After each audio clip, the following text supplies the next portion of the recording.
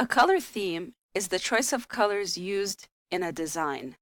So we're going to discuss today the choice of that color theme.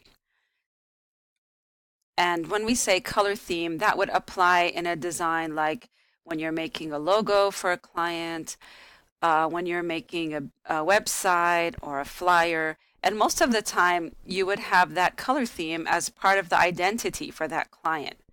So let's discuss that. We're going to then talk about creating color themes. We're going to begin by looking at a picture like this bird here, which I downloaded just a sample picture from pixabay.com for this simple lesson. And we're going to see how we can make a color theme based on an image. In this picture, you could see there are tones of blue from that bird. There's greens, there's that magenta, pinkish color. So I'm just kind of showing you a few samples here where I made a theme by just using the eyedropper and eyedropping different tones from the picture.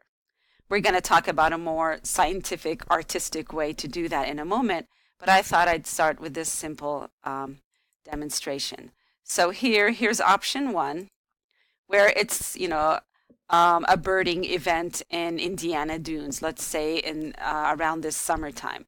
So this first color theme uses tones of green that I got from this leaf. And basically, I won't go into all the layers. They're pretty much the same in every option. But maybe in the first one, I'll just kind of walk you through how there's that background color. In this case, I put the green. And of course, the picture of the bird, which by the way has a very skinny stroke. That is the same color as the box I put here. And then we have our text, which is birding week, and then the place and time. So you see here how these pretty much three colors, this darker green, the lighter green, and this is a very light hint from here. So there's our greenish option. If we look at this blue option, I like to be quite a little so you could kind of absorb it. Maybe the nice thing here is that it right away you see the bird. It kind of focuses on the bird, especially it's birding week, so this might be a good option to go to. But again, you see the feel is very different. The vibe, like in case of the green one, it gives you a feel of nature and going out.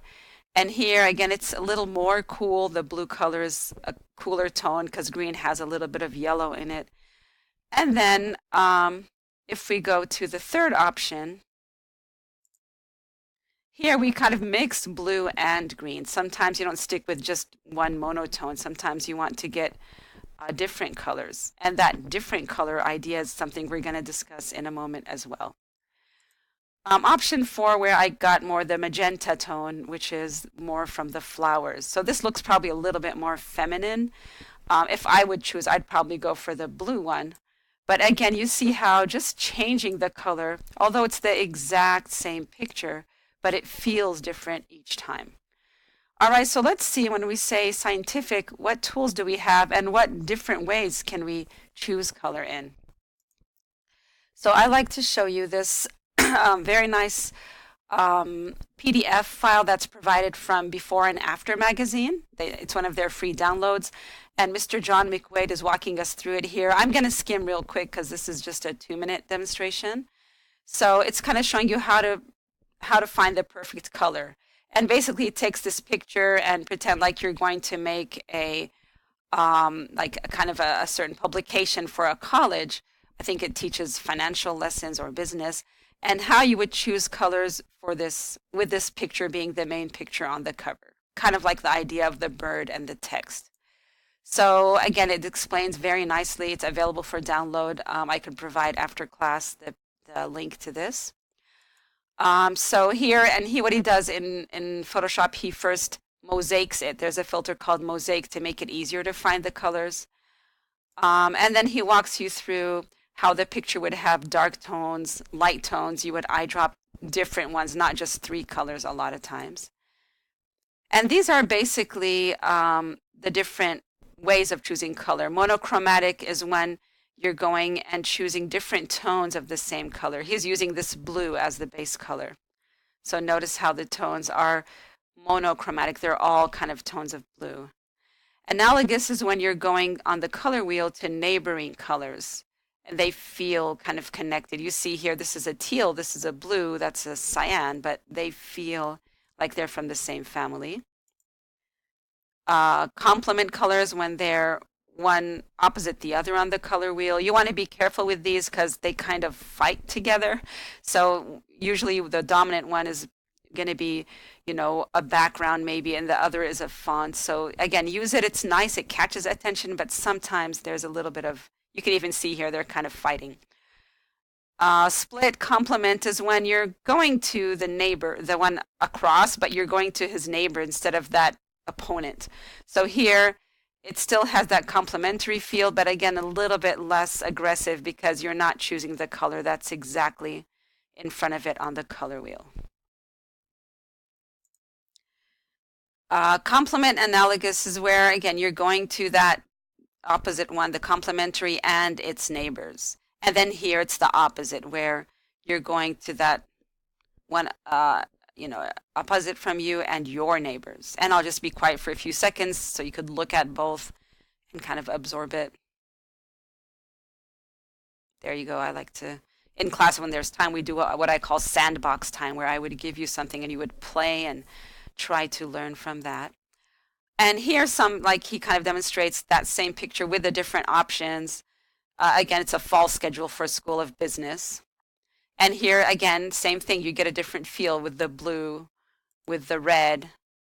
And here, and he used red, yellow, blue. So, and here, this looks very serious, he's saying.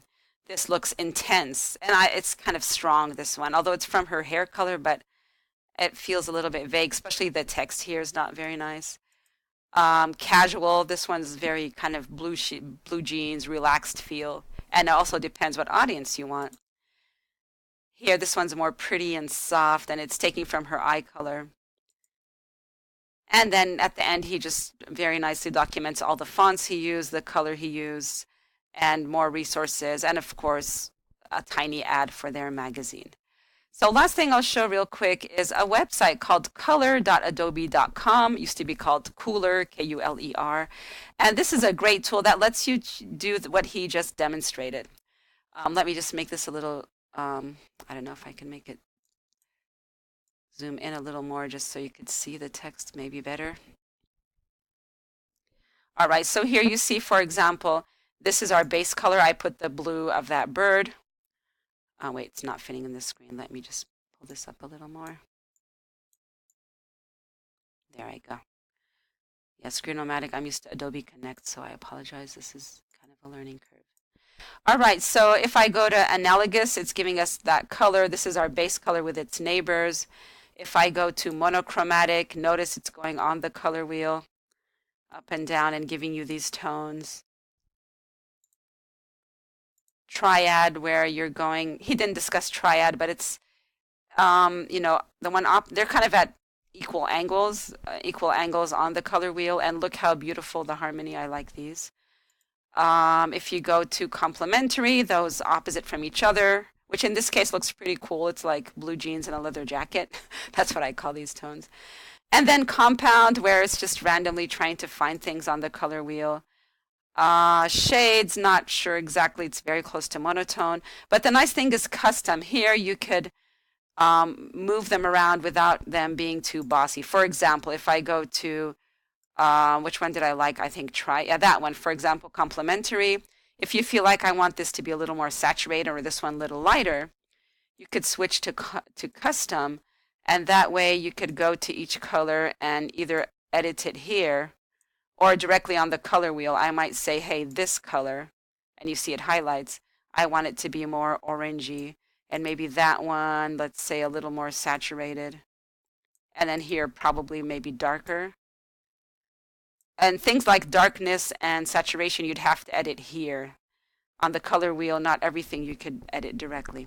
So, and of course, there are ways to go and export these and bring them to Photoshop, or in your website, you could take the hexadecimal values and so on. So I hope this small intro was helpful.